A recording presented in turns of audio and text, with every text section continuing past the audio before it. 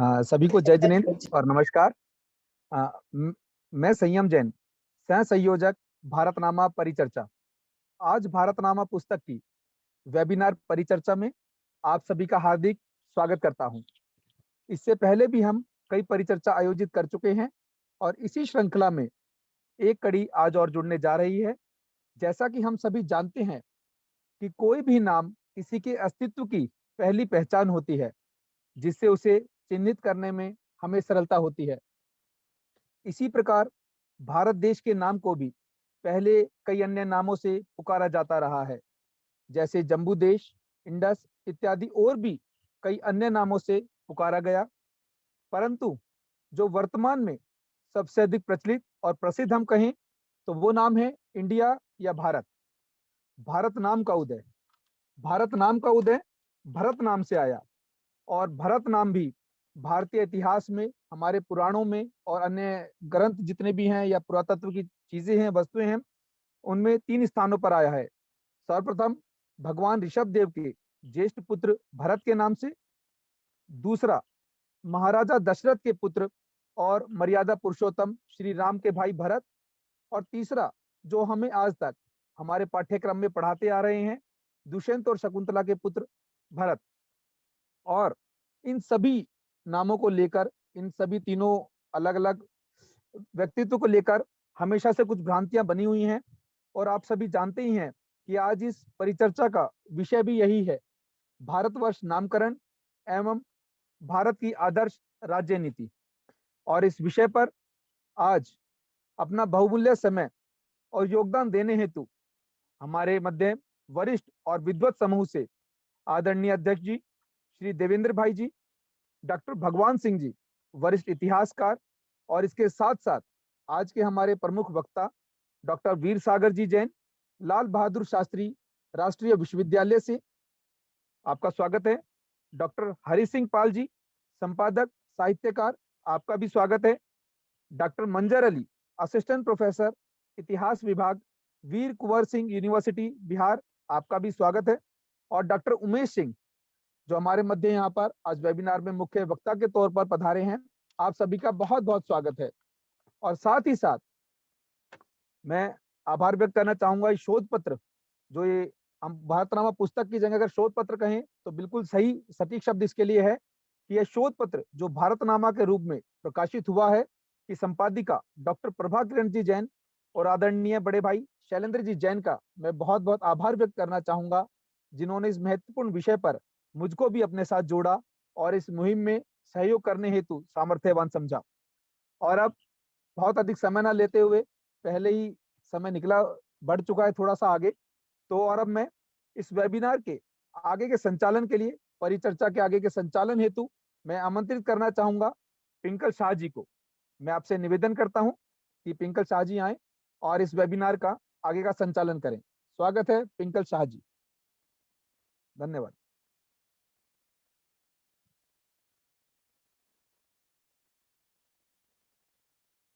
पिंकल शाह जी।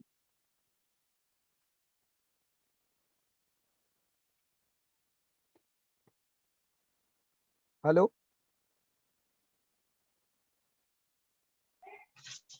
जी, मेरी आवाज आ रही है? क्या आप सुन पा रहे हो मुझे? बिल्कुल ठीक है। हाँ, मैं अहमदाबाद से पिंकल शाह आप सभी का स्वागत करती हूँ। हमारे देश का नाम भारत कैसे पड़ा, इस विषय में पुस्तक भारतनामा प्रकाशित हो चुकी है और इसी पुस्तक की परिचर्चा करने के लिए हम सभी यहाँ इकट्ठे हुए। मीटिंग को शुरू करने से पहले मैं आप सभी को एक बात बताना चाहती हूँ कि मेरे बेटे ने कुछ दिनों पहले ही मुझसे पूछा कि मम्मा ये भरत वंश क्या है। तो मैंने कहा कि वंश तो बहुत से होते हैं, जैसे गुप्त वंश, नंद वंश, मौर्य वंश, चोल वंश, चालुक्य वंश। ऐसे ही दुष्यंत के बेटे भरत से जो वंश शुरू हुआ वह भरत वंश कहलाया और यह महाभारत में भी लिखा है। लेकिन उनके नाम से हमारे देश का नाम भारत पड़ा हो, ऐसा महाभारत तो क्या किसी भी पुस्तक के किसी भी पेज पर नहीं लिखा। तो फिर उसे जिज्ञासा हुई कि मम्मा फिर हमारे देश का नाम भारत कैसे पड़ा। बस उसने मुझसे पूछा और मैंने उसे पुस्तक भारतनामा दे दी। उसके फाइनल एग्जाम से फिर भी वह वक्त निकालकर वो पुस्तक को जरूर पढ़ता है और उसे इस पुस्तक को पढ़ने में इंटरेस्ट आ रहा है। और मेरी बेटी की तरह कई देश के बच्चे और युवा लोग इस बात को जानना चाहते हैं कि हमारे देश का नाम भारत वास्तव में कैसे पड़ा। और यह पुस्तक भारतनामा सभी प्रमाणों को देकर इस बात को अच्छे से स्पष्ट करती है कि हमारे भारतीय संस्कृति के जनक ऋषभ देव के पुत्र भरत चक्रवर्ती के नाम से हमारे देश का नाम भारत पड़ा है। अब मैं चाहूंगी कि इस पुस्तक की जो संपादिका है प्रभा किरण जैन, वे कुछ शब्द कहे। तो मैं आपको आमंत्रित करती हूँ कि आप 2 शब्द कहे। श्री प्रभा किरण जैन।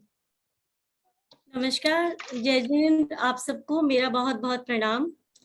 आप सभी लोग मेरे इस पुस्तक के ऊपर ये 3री परिचर्चा होने जा रही है। यह मेरे लिए बड़े सौभाग्य का विषय है।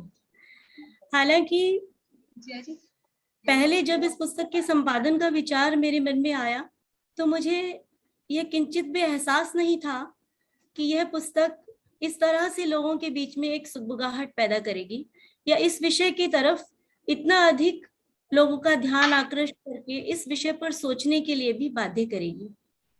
किंतु मेरे लिए यह सौभाग्य ही रहा कि भारतीय ज्ञानपीठ ने इस पुस्तक का प्रकाशन किया और इस पुस्तक पर आज चर्चा करने के लिए आप जैसे सभी विद्वत जन इस वेबिनार से जुड़े हैं। मैं आप सबका अपनी तरफ से हार्दिक धन्यवाद ज्ञापित करती हूँ कि आप सभी लोग इस पुस्तक परिचर्चा में शामिल हुए हैं। इसके साथ ही आज का जो विषय है भारत की आदर्श राज्य नीति, मुझे ऐसा लगता है डॉक्टर वीर सागर जैन हमारे बीच में हैं, हरि सिंह पाल जी हैं, मंजर अली जी हैं, ब्रह्मचारी देवेंद्र भाई जी हैं। आप सभी लोग इतने अधिक आप लोगों ने अपने अपने क्षेत्रों में शोध किया है और विभिन्न चर्चाओं में आप लोग शामिल होते रहे हैं।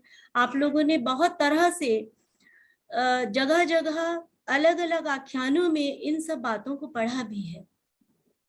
परंतु जो मेरा मानस ये कहता है कि भारत की आदर्श राजनीति का अगर हम चर्चा आरंभ करते हैं तो वो शायद कर्मयुग के प्रारंभ से ही प्रारंभ हो जाता है, क्योंकि जब कर्मयुग का प्रारंभ हुआ है और हमें 80-80 कृषि का ज्ञान दिया गया है, वहीं से ही तो हम लोगों के भीतर एक ऐसा स्फुरण हुआ है इस तरफ सोचने का कि अब हमें अपना जीवन कैसे चलाना है, हमारा राज्य, हमारी राजनीति, हमारी कूटनीति या हमारा देश नीति किस तरह की हो, कैसा संसार हम चाहते हैं, कैसा राज्य हम चाहते हैं और किस तरह का हम समुदाय समाज चाहते हैं, परिवार चाहते हैं या आपसी संबंध चाहते हैं, चाहे वो विदेशों से हमारे संबंध हो या हमारे अंतर राज्यीय संबंध हो।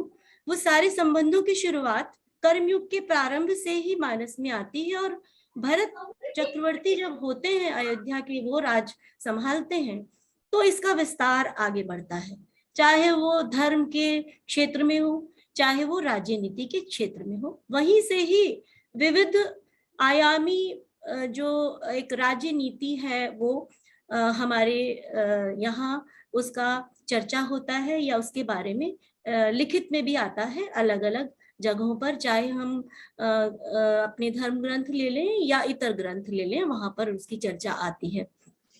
इसके साथ ही जब हम और आगे बढ़ते हैं तो फिर मरीचि का शासन काल आता है और उसके साथ साथ आगे आगे हमारा शासन व्यवस्था में अलग अलग तरह से बदलाव होते हुए भी विश्व गुरु का दर्जा जो है वो हमारे देश के पास ही रहता है। वो आज भी है, तब भी था और हमेशा से रहा। हम पे चाहे कितने भी आक्रमण हुए, तरह तरह से देश की अस्मिता को कहिए या देश की धरोहरों को कहिए या देश की पहचान को कहिए, उसको मिटाने की, उसको बदलने की बार बार कोशिशें की गई हैं और की जाती रही हैं। शायद ये चलता ही रहेगा या चलना बंद होगा मालूम नहीं, इस तरफ भी हम कुछ कह नहीं सकते। लेकिन हमारा जो फिर भी हम अपने धर्म को, अपने संस्कारों को, अपने विचारों को या अपनी जो एक बौद्धिक शक्तियां हैं उनको समाविष्ट करके उसको बचाने का प्रयास बार बार करते रहे हैं और सत्य को उजागर करने की तरफ भी प्रवृत्त होते रहे हैं। कल ही मेरे ज्ञान गुरु आचार्य विद्यानंद जी का जन्मोत्सव होके चुका है और यह पुस्तक मैं कहूँ, मुझे कहते हुए जरा भी संकोच नहीं है इस बात को कि ये पहला जो बीज था मेरे मानस में कि भारतवर्ष का नामकरण कौन से भारत के नाम पर हुआ है। प्रभा, इसके बारे में हमें सोचना चाहिए, विचारना चाहिए। हमारा पुरातत्व, हमारा इतिहास, हमारा धर्मशास्त्र क्या कहते हैं, वो स्फुरण, वो बीजांकुर जो है मेरे मन में आचार्य श्री का ही बोया हुआ है। और उसके बाद आचार्य ज्ञान सागर जी से भी तिजारा जी में चर्चा हुई एक बार, तो तब उन्होंने भी इस तरफ अपनी बहुत एक बात को कहा भी और मुझे बताया भी कि भाई, क्योंकि आचार्य श्री का तब तक देहावसान हो गया और वे प्रयाण कर गए, तो ये पुस्तक उनके समक्ष नहीं आ पाई। और मैं इसे अपना दुर्भाग्य ही कहूंगी कि जब ये पुस्तक आई तब तक आचार्य ज्ञान सागर जी का भी देहावसान हो चुका। और मैं अपने दोनों गुरुओं के चरणों में शायद सबसे पहली प्रति रखती, उससे मैं महरूम रह गई और मैं वो कर नहीं पाई। किंतु उनका आशीर्वाद शायद फलित हो रहा है कि इस पर ये चर्चाएं लगातार चल रही हैं और आप जैसे प्रबुद्ध व्यक्ति इसमें बार बार शिरकत कर रहे हैं और निसंकोच अपनी बात को कर रहे हैं, क्योंकि किसी पक्ष के तरफ मेरा कोई आग्रह नहीं है। सिर्फ सत्य क्या है वह प्रतिष्ठित हो, हमारी आने वाली संतति सत्य को समझ पाए, उससे जुड़ पाए और वास्तविकता क्या है उसको ग्रहण करने की, उसको देने की, उसको आगे फैलाने की तरफ हमारे साथ साथ जो आप लोग जुड़े हैं वो भी तो है ही साथ, उसके साथ साथ जो पाठ्यक्रम निर्धारित कर रहे हैं हमारे बंधुवर, उन सब से भी मैं ये कहना चाहूंगी कि वे भी सत्य की तरफ अवश्य दृष्टिपात करें और सत्य क्या है उसकी तरफ ही प्रवृत्ति रखें, उसको प्रकाशित करने की तरफ प्रवृत्ति रखें तो बेहतर रहेगा हम आने वाली संतानों को। और अभी जो फिलहाल बच्चे पढ़ रहे हैं या हमारे जैसे भी, मैं तो खुद को भी एक अभी तक यही समझती हूँ कि मैं भी सीख ही रही हूँ, समझ रही हूँ, पढ़ रही हूँ, तो हम भी कम से कम उस सत्य से रूबरू हो सकें और बेखौफ सबके समक्ष कह सकें कि ये सच है, हमारे देश का नाम इसलिए भारतवर्ष हुआ, इन भारत के नाम पर भारतवर्ष हुआ और हमारे भारत की आदर्श राज्य नीति कहाँ से शुरू होती है यह बात भी सबके समक्ष चली जाए तो बहुत अच्छा होगा। आप सभी लोग आए, मैं पुनः पुनः आप सबका अभिनंदन और वंदन करते हुए पिंकल शाह का धन्यवाद करती हूँ कि वे इस कार्यक्रम का संचालन कर रही हैं और उनसे अनुरोध है कि वे इस सत्र को आगे बढ़ाएं। बहुत बहुत आभार, धन्यवाद।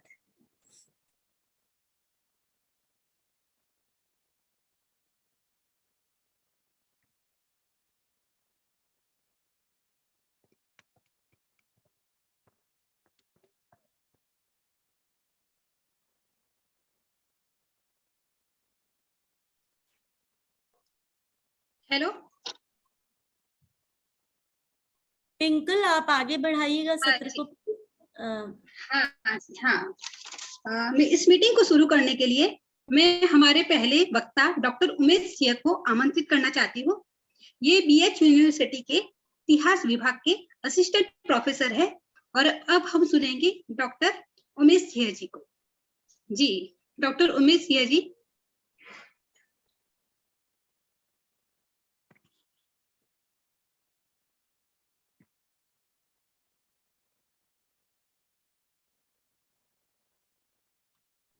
पिंकल, शायद उमेश सिंह जो हैं वो अभी पधारे नहीं हैं, तो आप दूसरे वक्ता को बुला लीजिए। हाँ, हमारे दूसरे वक्ता है डॉक्टर मंजर अली और ये बिहार के वीर कुंवर सिंह यूनिवर्सिटी के इतिहास विभाग के असिस्टेंट प्रोफेसर है और अब हमारे सामने आएंगे डॉक्टर मंजर अली।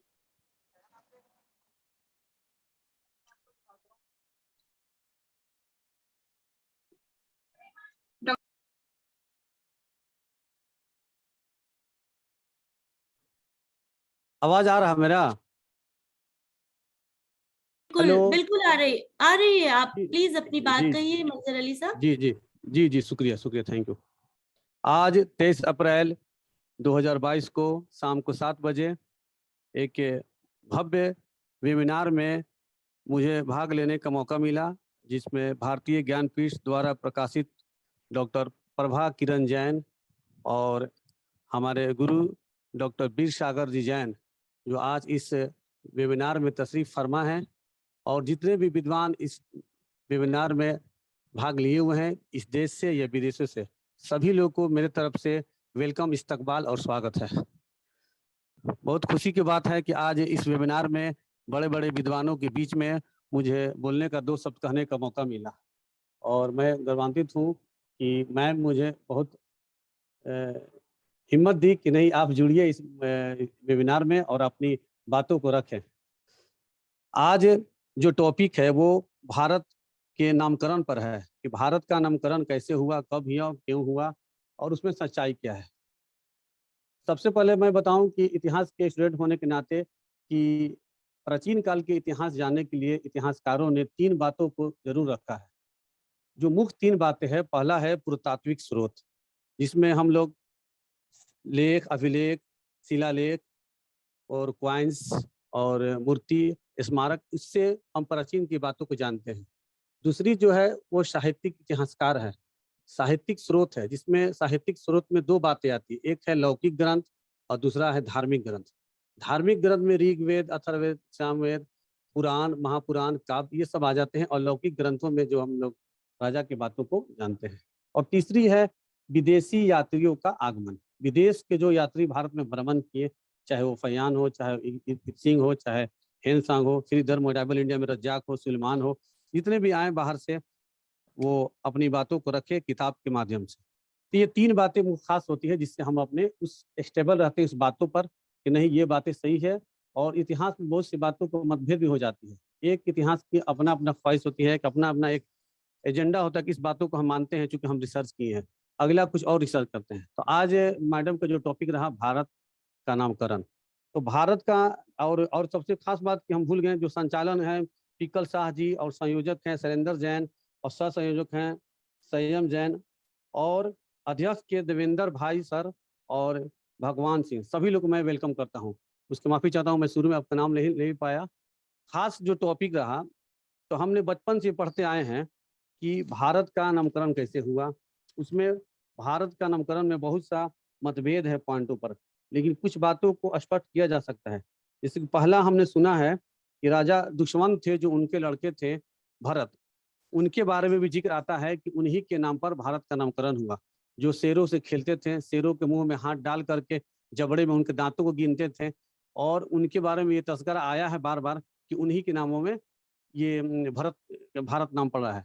लेकिन ये पहली मत हुआ हिंदू धर्म की तरफ से। दूसरी जैन धर्म के मतवलंबियों द्वारा ये भी एक बात आता है सामने कि जो हमारे जैन धर्म के जो 24 तीर्थकर हुए, जो 23वें तीर्थकर पार्श्वनाथ हुए और 24वें भगवान महावीर हुए, और पहले जो हुए वो ऋषभ देव हुए। ऋषभ देव के जो पुत्र थे, जो पहला पुत्र उनका पहले बड़े पुत्र थे जिनका नाम हम लोग भरत कहते हैं, और दूसरा गुप्तेश्वर थे जो उनका भी नाम आया। तो भरत जी के नाम सर इनका भी जिक्र ज्यादा तस्करा मिला है किताबों के माध्यम से कि इन्हीं के नाम से हम भारतवर्ष को भारत के नाम से जानते हैं। जो बहुत ज्यादा ये बात डिफिनिट हो जाती है, और बहुत लोगों का इस पर फोकस भी रहता है कि जैन धर्म मतलबियों के जो ऋषभ देव के पुत्र हुए भरत, उनके नाम से भारत का नामकरण हुआ। आगे चलकर हम देखते हैं कि जो आर्यावर्त नाम हुआ भारत का, या फिर ईरानियों आए, अरब से आए, उन्होंने हिंद कह दिया, हिंद से फिर हिंदुस्तान हो गया। फिर अल बरूनी था, ये आपको अमीर खुसरो रहमतुल्लाह अलैह ने, जो अलाउद्दीन खिलजी का दरबारी कवि था, उन्होंने भी दिल्ली में हिंदुस्तान का नाम हिंदुस्तान कहा है। वो अलग अलग है, लेकिन भारतीय संविधान में 2 नामों को पर मोहर लगी है। पहला जो है वो भारत है, दूसरा जो है इंडिया है। 2 ही नाम को भारतीय संविधान में अनुच्छेद 1 के तहत जो एक वो रूप मिला है। तो आगे का मैं बात पर इस पर तज़किरा करूं कि जिसमें एक हैं आपको अरविंद प्रेम जैन जो भोपाल से आते हैं, उन्होंने अपने आर्टिकल में इस बात को बहुत बार इस बात को फोकस दिए हैं कि ऋषभदेव और यशवती के पुत्र चक्रवर्ती भारत के एक महान शासक थे, जिन्होंने नाम इस पर नाम भारत का हम लोग का भारत पड़ा। इनके जो हैं और 98-99 भाई थे, जिसमें बाहुबली, ऋषभ सेन, अंत विजय, अनंत वीर्य, अच्युत और वीर थे। और बहन 2 थी, जिसमें एक ब्राह्मी थी और दूसरी सुंदरी थी। 2 बहनें भी थी। और एक और जगह आता है कि दिगंबर जैन मनु की दीक्षा ली गई और केवल ज्ञान प्राप्त करके मोक्ष के प्राप्त हो गए। एक एक आदि पुराण आचार्य जैन है, जिसने जिनसेन ने अपनी पुस्तक में इस बात का तज़किरा किया है कि हिंदू ग्रंथ स्कंद पुराण अध्याय 37 के अनुसार ऋषभ देव नाभि राज के पुत्र थे और ऋषभ के पुत्र भरत थे, और उन्हीं के ही नाम पर इस देश का नामकरण भारतवर्ष पड़ा है। दूसरी तरह एक भारतवर्ष भारताद सुमिति स्वद्भर्त विष्णु पुराण में पेज नंबर 2, 1 और 31 में इस बात का जिक्र किया गया है। तीसरी बात है कि भारतीय यज्ञ पिता दत्त प्रतिशता वनम विष्णु पुराण में पेज नंबर 2, 1 और 32 तीनों में इस बात का जिक्र किया गया है कि ऋषभ देव के पुत्र भरत के नाम पर ही भारत का नामकरण हुआ है। आगे चलकर इस बात को हमने रिसर्च में पाया कि भारतवर्ष का नाम ऋषभ देव के पुत्र भारत के नाम पर तो बार बार आता ही है, लेकिन अनेक पुराणों के अनुसार नाभि राज के पुत्र भगवान ऋषभ देव के पुत्र के चक्रवर्ती के नाम से इस देश का भी जिक्र बार बार जो आता है, जो हम पढ़ रहे हैं। लेकिन हिंदू ग्रंथ में स्कंद पुराण अध्याय 37 के अनुसार भी इस बात का बार बार जिक्र आता है। लेकिन इसी तरह बात विष्णु पुराण में है, जो विष्णु पुराण पेज नंबर 2, 1, 31, वायु पुराण पेज नंबर 33 और पेज नंबर 52 में इस बात का आया है। लिंगु पुराण में पेज नंबर 1, पेज नंबर 47 और पेज नंबर 23 में इस बात की जिक्र हो आया है। और ब्रह्मांड पुराण में भी 14, 5 और 62 पेज में आया है। अग्नि पुराण में 107 पेज नंबर 11 और से 12 तक इस बात का जिक्र आया है। बार बार इस जिक्र से ये बात क्लियर हो पाता है कि दो बातें तो क्लियर है, एक हिंदू धर्म के अनुसार, एक जैन धर्म के अनुसार। तो हिंदू धर्म के अनुसार हम लोग जो बात शुरू से सुनते आ रहे थे और जैन धर्म के अनुसार भी इस बात को सुनते भी आ रहे थे, लेकिन इस पर ज्यादा फोकस पड़ा और रिसर्च के मामले में इस बात का तज़किरा बार बार आया कि ऋषभ देव के जो बेटे थे जिनका नाम भरत था, उन्हीं के नाम पर भारत का नाम पड़ा, जो हम लोग आज भारत को इंडिया और भारत के नाम से जानते हैं। और एक जगह ऋग्वेद में भी 10 राजाओं के युद्ध का वर्णन किया गया है, जिसमें भारत नाम का जनसमूह राजा सुदास के नाम से आया है। इस जनसमूह में भी भारतवर्ष का नाम आया है। हो सकता है भारत शब्द का भौगोलिक इकाई के रूप में सबसे पुराना उपयोग हाथी गुफा के शिलालेख से मिलता है, जिसमें वैदव अरविंद प्रेमचंद जैन ने अपने इस बात का जिक्र आर्टिकल में किया है। इस बात का तज़किरा और लोगों ने भी किया है, लेकिन एक ही बात को बार बार दोहराने से कोई फायदा है नहीं, क्योंकि दो बातें तो क्लियर हो जाती है कि दो ही बात है कि भरत कौन है, और भरत हिंदू धर्म वाले और भरत जैन धर्म वाले। लेकिन इस बात का रिसर्च के मामलों में सामने आया कि जो ऋषभ देव के पुत्र थे भरत, उन्हीं के नाम पर भारत का नामकरण हुआ है। तो आज के लिए मैं इतना हूँ, मैं बोलूँगा, फिर आगे मौका मिला तो। और वीर सागर जैन जी इस महफिल में तशरीफ फरमा है, उनको बहुत बहुत शुक्रिया, मेरे गुरु हैं। और मैडम आपका भी शुक्रिया, आप भी मेरे गुरु हैं, आपके से चलते हम इस वेबिनार में जुड़े हैं। और जितने भी विद्वान लोग तशरीफ फरमा है इस ऑनलाइन में, सभी लोग को मैं वेलकम, स्वागत और धन्यवाद देता हूँ। Thank you.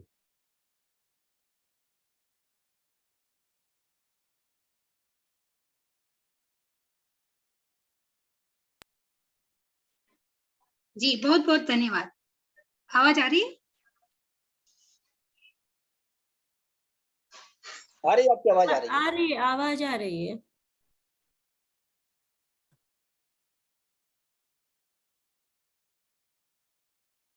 अब नहीं आ रही है? अब आ रही है? हाँ पिंकल, अब आवाज आ ओके, रही है। ओके, हाँ हाँ हाँ, ओके, अब आप ओके, अगले हाँ। वक्ता को बुला लें। जी पहले तो मैं कहना चाहूंगी कि ये मंजर अली साहब ने बहुत अच्छी बातें करी और बहुत ही अच्छे से समझाया हमें। और अब मैं अपने दूसरे वक्ता को बुलाती हूँ। ये है डॉक्टर हरि सिंह पाल जी, और ये संपादक साहित्यकार है। अब हम उनको सुनेंगे, डॉक्टर हरि सिंह पाल जी। धन्यवाद पिंकल शाह जी, और इस मंच के जुड़े हुए सभी प्रबुद्ध जनों को का अभिनंदन, वंदन।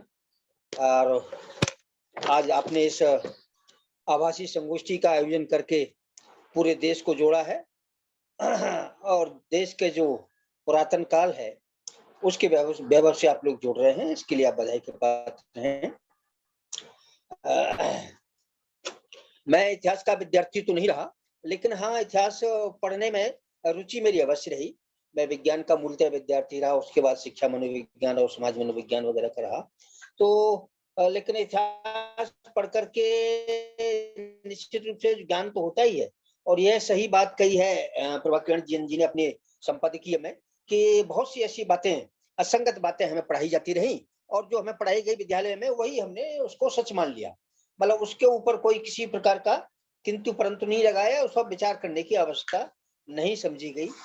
और ऐसा तो माना ही जाता है कि प्रत्येक कालखंड में इस देश का नाम बदला जाता रहा है, मतलब अनेक नाम रहे हैं, और अनेक नाम की चर्चा इस पुस्तक में भी, भारतनामा में भी है, और अन्यत्र जो हमें पुस्तकें मिलती हैं या पाठ्य सामग्री मिलती है उसमें भी ऐसा आता है कि प्रत्येक कालखंड या जैसे युग कहते हैं उसमें इसका नाम अलग अलग रहा है, चाहे आर्यव्रत कहें या भारतवर्ष कहें, और उसके बाद फिर जो बाहरी जो विदेशी आए उन्होंने अपना इसका नाम हिंदुस्तान दिया, और बाद में जब ब्रिटेन के लोग आए तो उन्होंने इंडिया नाम दिया।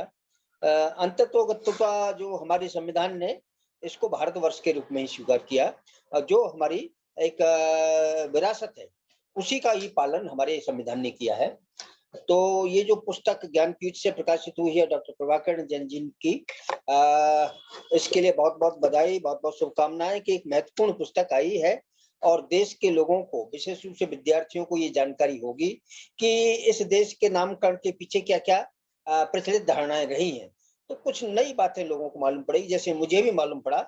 मुझे भी इतना पहले इतना ज्ञान नहीं था कि इतने इतने इतने इतने तर्क और इतनी इतनी अवधारणाएं रही हैं इस देश के नाम के पीछे। इस पुस्तक को पढ़ करके मुझे भी काफी ज्ञान प्राप्त हुआ है। लेकिन जो इसमें पुस्तक में लगभग 35 लेख हैं, 35 में से 28 लेख हिंदी में है और 7 लेख अन्यत्र भाषाओं में है, जिसमें अंग्रेजी में 3 लेख हैं और बाकी तमिल और कन्नड़ और गुजराती में है। तो इस प्रकार से ये पुस्तक समूचे देश का प्रतिनिधित्व करती है, और इस रूप में इस पुस्तक का महत्व इतिहास के विद्यार्थियों के लिए बहुत अधिक है। और इतिहास के विद्यार्थियों के साथ जो सामान्य ज्ञान, जिसे हम कहते हैं आजकल जो प्रतियोगी परीक्षाएं हैं, उनके ज्ञान के लिए भी ये जो है महत्वपूर्ण पुस्तक है। इस पुस्तक के प्रकाशन के लिए मैं ज्ञानपीठ को बहुत बहुत बधाई देता हूँ। एक महत्वपूर्ण पुस्तक का प्रकाशन किया है, और इसमें जो देश के जाने माने इतिहासकार हैं, विद्वान हैं, और प्राचीन इतिहास और संस्कृति के जो विशेषज्ञ हैं उन्होंने इसमें लेख लिखे हैं, और उसके माध्यम से ये सिद्ध किया है कि इस देश का नाम विभिन्न होते हुए भी भारतवर्ष नाम अधिक लोकप्रिय रहा है, और आज भी उसको उसी रूप में जानते हैं, भारतवर्ष के रूप में, क्योंकि भारत सरकार ने इसको, भारत के संविधान ने इसको मान्यता प्राप्त की है, मान्यता प्रदान की है। हम प्राय देखते हैं कि हम अपने अगर व्यक्तिगत जीवन में बात करें तो हम ज्यादा से ज्यादा कितने लोगों को जानते हैं, अपने बाबा का नाम, अपने दादा का नाम, अपने परदादा का नाम, या और 2-4 और पीढ़ी तक का नाम जानते हैं, हमें नहीं जानकारी रहती है। मैंने जब अपने गांव के ऊपर एक इतिहास लिखा था, इतिहास तो नहीं कहें, एक परिचय ग्रंथ एक लिखा था, तो उसमें मैंने अपने गांव की 9 पीढ़ियों का वर्णन किया था कि कौन कहाँ से आया और कौन आकर के कहाँ बसा। तो जब इतिहास तक हम पहुंचते हैं तो निश्चित रूप से हमें बड़ा एक सुखद एक भाव हमारे अंदर आता है कि हमारे देश में ऐसे ऐसे राजा महाराजा शासक रहे हैं जिन्होंने इस देश की कीर्ति को दूर दूर तक फैलाया है, पूरे विश्व में जिसका आज गुणगान हो रहा है, विश्व गुरु के रूप में उसको वहां तक फैलाया है। तो अगर हम पुरानी पीढ़ी तक जाएं, जैसा कि कहते हैं कि हमारी जो वंश परंपरा है मनुष्य जीवन की, वो मनुष्य है, स्वयंभू मनुष्य है, और मनु की ही हम संतान है।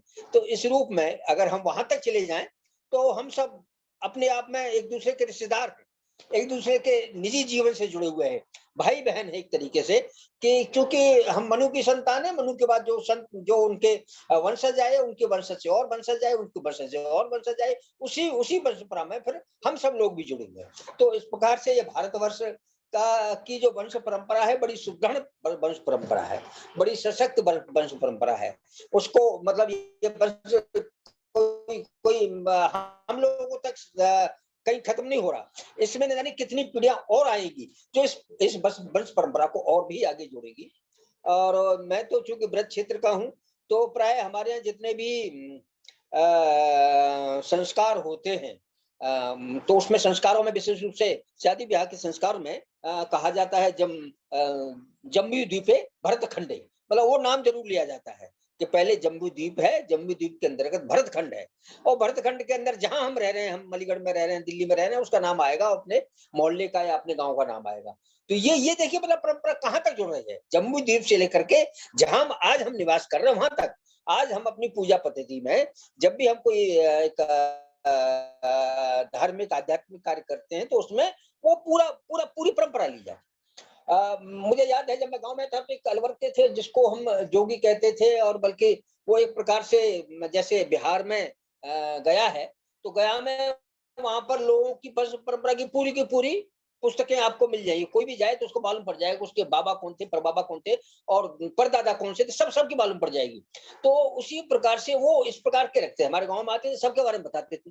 उन्होंने शुरुआत की कि साहब हम जो लोग हैं वो भरत की संतान है, मतलब जो भगवान राम है, भगवान राम के जो ये जो भाई रहे हैं, उनमें से भरत से जो वंश परंपरा चली है, उसमें हमारी वंश परंपरा, मतलब कहाँ तक जुड़ रहे हैं, मतलब कहाँ स्वयंभू मनुष्य लेकर के, और आज हम जब बैठे हुए हैं इस युग में, और ये परंपरा यहाँ तक जुड़ी है, यानी कि हमारी जो धमनियों में रक्त बह रहा है, उस रक्त में हमारे उन पूर्वजों का भी सम्मिश्रण है, यानी कि उनकी धाती हमारे अंदर है, हमारे अंदर समाहित है। तो इस रूप में जब हम स्वीकार करते हैं, तो ये जो भारतनामा पुस्तक में जो चर्चा की गई है कि भाई दुष्यंत और शकुंतला के पुत्र के भरत के नाम से हुआ, या कि उससे पहले एक भारत जाति थी, तो जहां भारत जाति रहती थी उसको भी भारत कहा जाता था, और या कि हम कहें कि ऋषभदेव के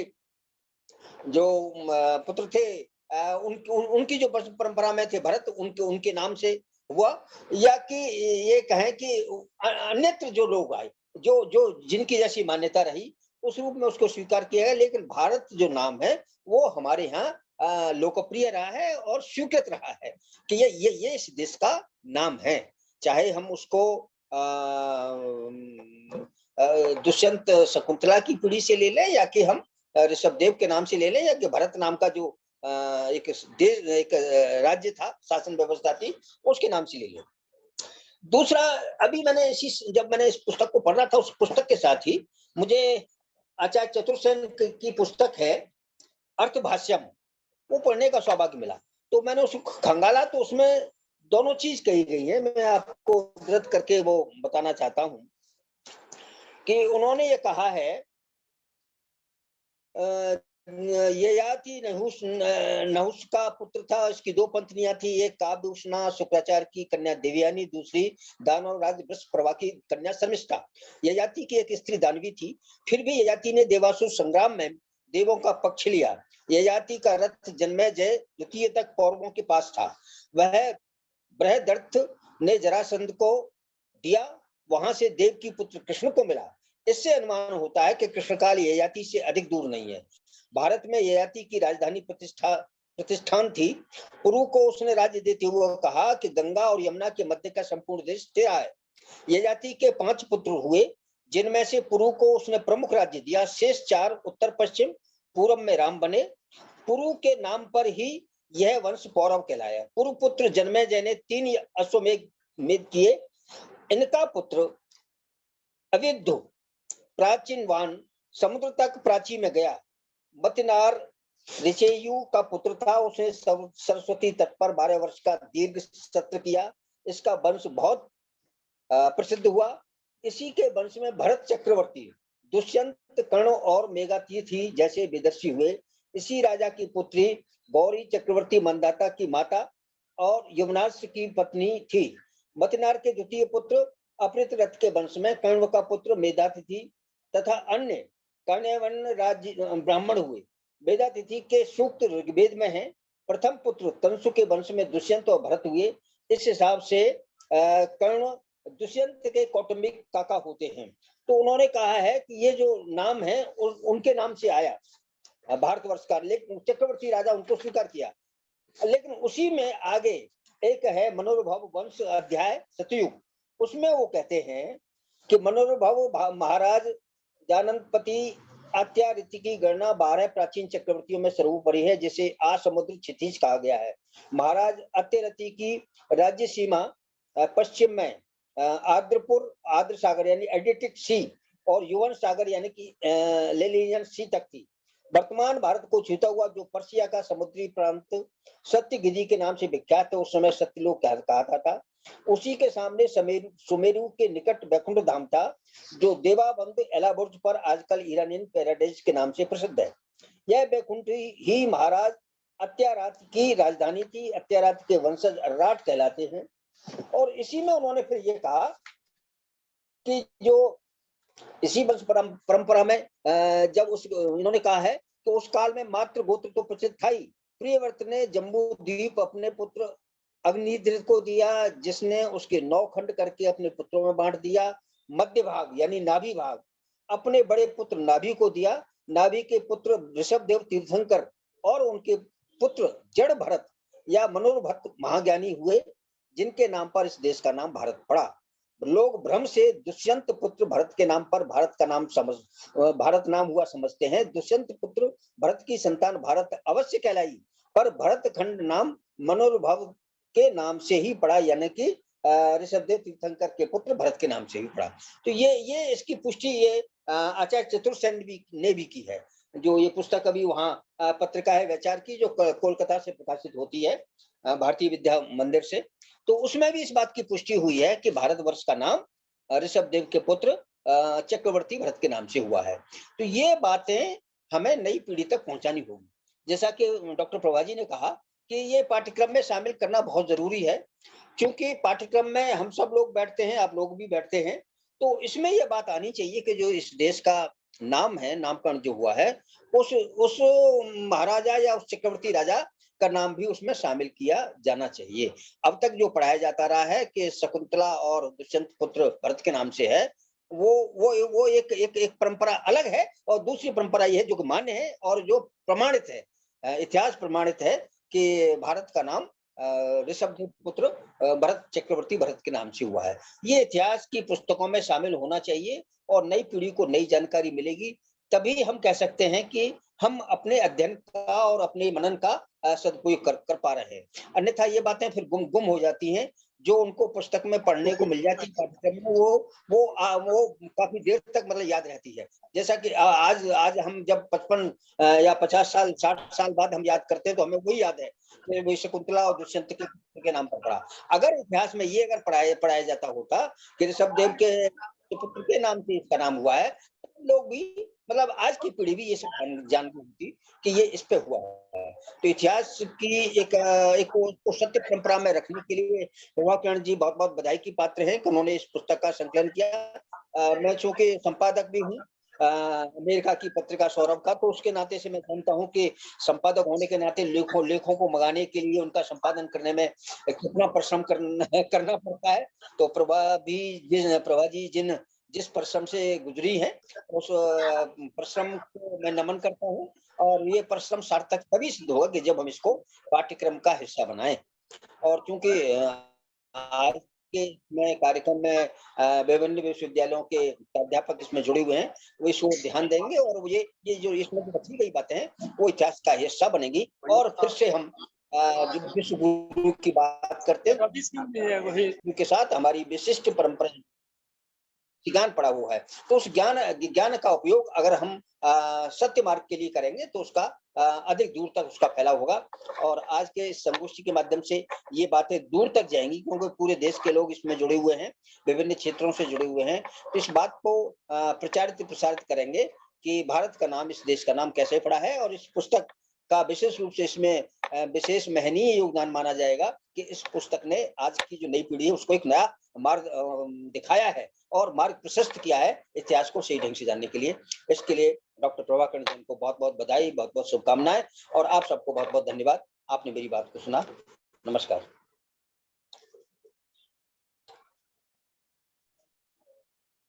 धन्यवाद डॉक्टर साहब। और इस तरफ आपका भी सहयोग चाहिएगा सत्य को प्रतिष्ठित करने के लिए। जी बिल्कुल अ, बिल्कुल। मैं बीच में आ गई हूँ पिंकल, मैं आपसे माफी चाहूंगी। मेरे पास अभी अभी ब्रह्मचारी देवेंद्र भाई जी जो इस कार्यक्रम की अध्यक्षता कर रहे हैं, उनका फोन आया। उनका पैर में फ्रैक्चर शायद हुआ है, उनकी तबीयत ठीक नहीं है, तो वे जाना चाहते थे। उनका अनुरोध है कि कार्यक्रम का जो क्रम है उसको थोड़ा बदलते हुए, हालांकि हमें तो अच्छा लगता कि अध्यक्षीय वक्तव्य उनका हम बाद में सुनते, किंतु उन्होंने अनुरोध किया है कि उन्हें पहले बुलाया जाए। तो मैं पिंकल आपसे कहना चाहूंगी कि आप प्लीज उनको पहले बुला लें, ताकि उनकी तकलीफ बहुत ज्यादा हो रही है, वो बैठ नहीं पा रहे हैं। सॉरी मैंने आपको डिस्टर्ब किया है और संचालन को बीच में हिला दिया है। पिंकल मैं आपसे माफी चाहती हूँ, आप उन्हें बुला लीजिएगा। ब्रह्मचारी देवेंद्र भाई जी जो आज के अध्यक्ष हैं, उन्हें पहले बुला लीजिए। अब मैं आमंत्रित करती हूँ हमारे अध्यक्ष साहब जी, ब्रह्मचारी श्री देवेंद्र भाई जी, और ये भाईचारा महोत्सव के संपादक है और वरिष्ठ समाज सेवी है। तो अब हमारे सामने आएंगे ब्रह्मचारी श्री देवेंद्र भाई जी।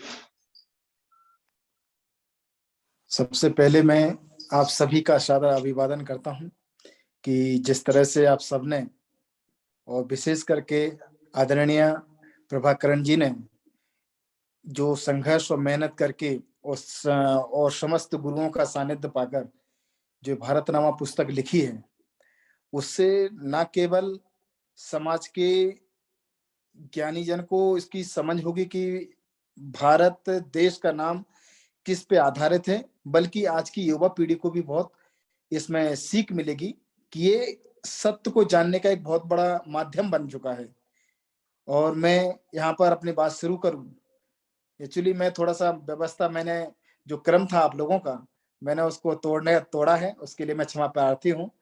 और जो हमारे इसमें विद्वजन जुड़े हुए हैं, जिन्होंने अभी पूर्व के हमारे 3 वक्ताओं ने जो अपनी बात रखी, जिस तरह से रखी है, मैं मानता हूं कि निश्चित तौर पर उनका जो ज्ञान है, उनकी जो ज्ञान के प्रति लगन है, उनकी ज्ञान के प्रति जो उनका शोध है, वो निश्चित तौर पर ज्ञान जो होता है किसी धर्म पर, किसी समुदाय के लिए विशेष कर नहीं होता है।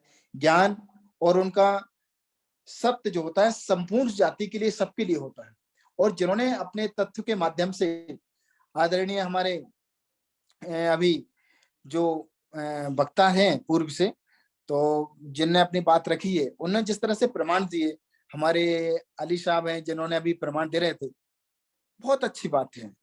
मैं इतिहास का इतना विशेष जानकार नहीं हूं, लेकिन मैं जिस परंपरा से ये भारत का देश का नाम पड़ा, भगवान ऋषभ देव के जो संन्यास मार्ग के जो हमारे जो प्रवक्त ने जो मोक्ष मार्ग दिखाया, उनका एक मैं छोटा सा राही हूं उस रास्ते पे चलने वाला। इसीलिए मैं ये पूर्ण प्रमाणता से कह सकता हूं कि जैन शास्त्रों में तो ये पूर्णता प्रमाणित है कि भारत देश का नाम भारत इसीलिए पड़ा क्योंकि हमारे भरत चक्रवर्ती जो भगवान ऋषभ देव, प्रथम तीर्थंकर ऋषभ देव के पुत्र भारत जो हुए, जिन्होंने अपनी सिर्फ उनने राज्य नहीं किया, जिस तरह से उनने शासन और राजनीति, जो राजनीति धर्म के आधार पर और जो प्रशस्त राजनीति की है, उसको आदर्श मानते हुए कहते हैं, जब हमारे क्षेत्र में आज के अगर हम एक उदाहरण के तौर पर देखें कि आज के तौर में अगर कोई अच्छा काम करता है तो उसके नाम से सड़क का नाम रख दिया जाता है कि फलाने व्यक्ति की सड़क रख दी गई, फलाने व्यक्ति से स्मारक जानी जाएगा, आदि रख दिया जाता है। तो जिस महान व्यक्ति ने, ऐसा बहुत सारे हुए, शकुंतला पुत्र भारत बताए, दुष्यंत पुत्र भारत बताए, अच्छी बात है, उनने सबने महानता कार्य किए हैं। लेकिन जब भी सत्यता की बात आती है, प्रमाण की बात आती है, तो इस देश में भारत और भारत देश का नाम हमारे प्रथम तीर्थंकर ऋषभ देव के नाम से मालूम पड़ता है। लेकिन अभी हमारे पूर्व के जो वक्ता हैं आदरणीय, उन्होंने कहा कि हम कोई भी शुभ कार्य करते हैं तो उन्होंने कहा कि हम भारत क्षेत्र आर्य खंडे है ना आदि का उच्चारण करते हैं। तो उनको मैं बताना ही चाहता हूं कि हमारी जैन परंपरा में भी इसका प्रमुखता से, अगर हम कोई भी कार्य करते हैं तो जो श्रावक होते हैं, इसमें कोई भी कार्य करते तो उसका प्रमुखता से, इसके बिना क्रियाएं अधूरी होती हैं, इसकी क्रियाएं। तो तो ये हमारी शुरू से परंपरा रही है।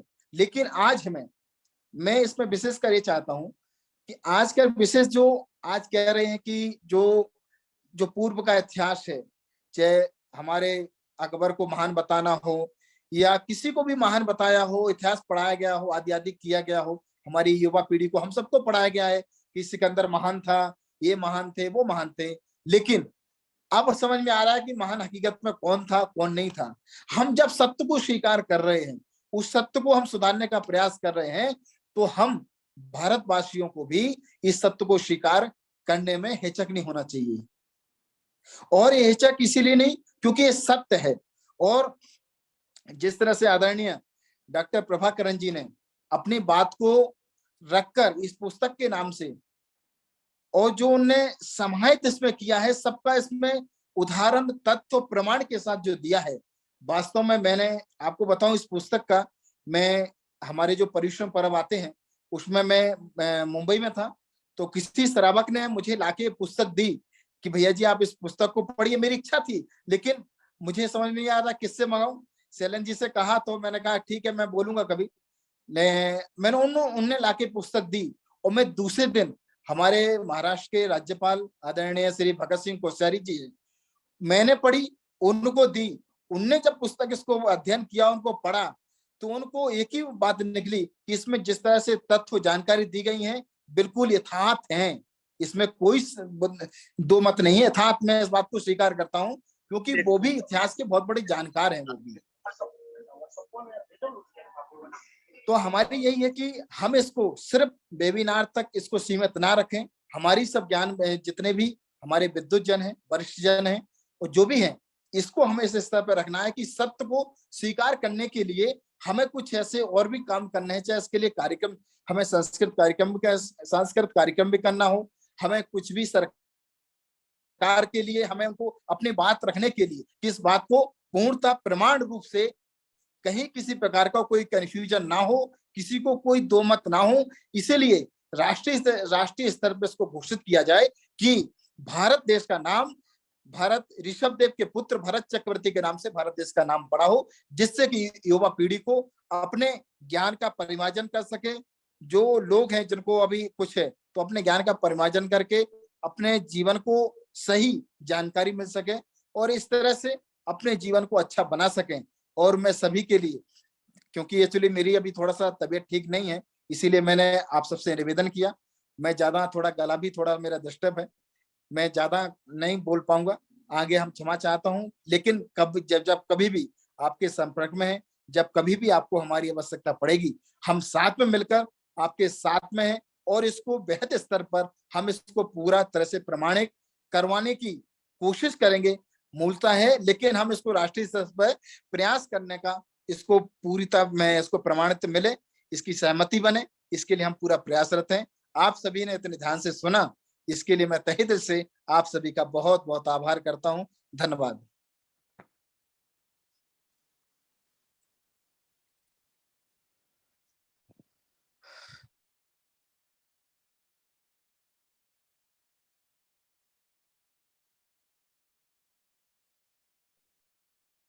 जी, ब्रह्मचारी देवेंद्र भाई जी अपने बहुत ही महत्वपूर्ण बातें कही कि इस बात को वेबिनार तक सीमित ना रखकर हम इसे पूरे देश तक फैलाएं।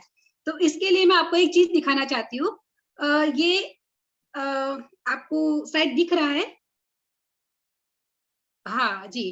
तो इसमें 134 लोगों ने कमेंट किया है कि आदिनाथ ये ऋषभ देव के पुत्र भरत चक्रवर्ती से हमारे देश का नाम भारत पड़ा है। तो ये बात बहुत ही मशहूर हो ही रही है और हर कोई अब इस चीज से परिचित हो रहा है। और जैसे कि देवेंद्र अपने हमारे हरि सिंह पाल जी ने कहा था कि हम मनु की संतानें हैं, तो इसीलिए हमें मानव और हमें इंग्लिश में ह्यूमन कहा जाता है। तो ये बात भी बिल्कुल सब परिचित है और सब इस विषय में ज्यादा से ज्यादा जानकारी रखना चाहते हैं। भले हम इतिहास के विद्यार्थी नहीं है, लेकिन यह विषय ही ऐसा है कि हमें इसमें इंटरेस्ट आ ही जाता है। तो अब हम हमारी आने वाले वक्ता जी को बुलाना चाहूंगी। ये है डॉक्टर वीर सागर जैन।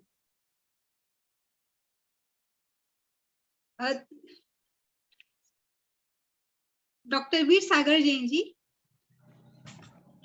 ये लाल बहादुर शास्त्री विद्यापीठ के प्रोफेसर है और मैं इन्हें आमंत्रित करती हूँ।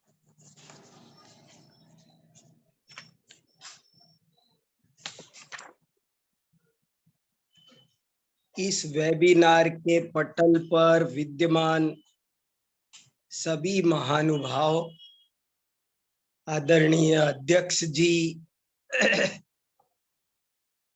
हिंदी साहित्य की विख्यात विदुषी, लेखिका, कवयित्री, जो मेरी बहन भी हैं, डॉक्टर प्रभा किरण जी, भाई मंजर अली जी, हरपाल सिंह जी, बहुत आनंद हो रहा है आप सबके बीच में बैठकर और इस महत्वपूर्ण कृति पर चर्चा करते हुए। मैं 2-3 महत्वपूर्ण बातें आप सबके बीच में रखना चाहता हूं। अगर कोई विशेष बात हो तो आशा है आप सब जरूर मुझे कहेंगे।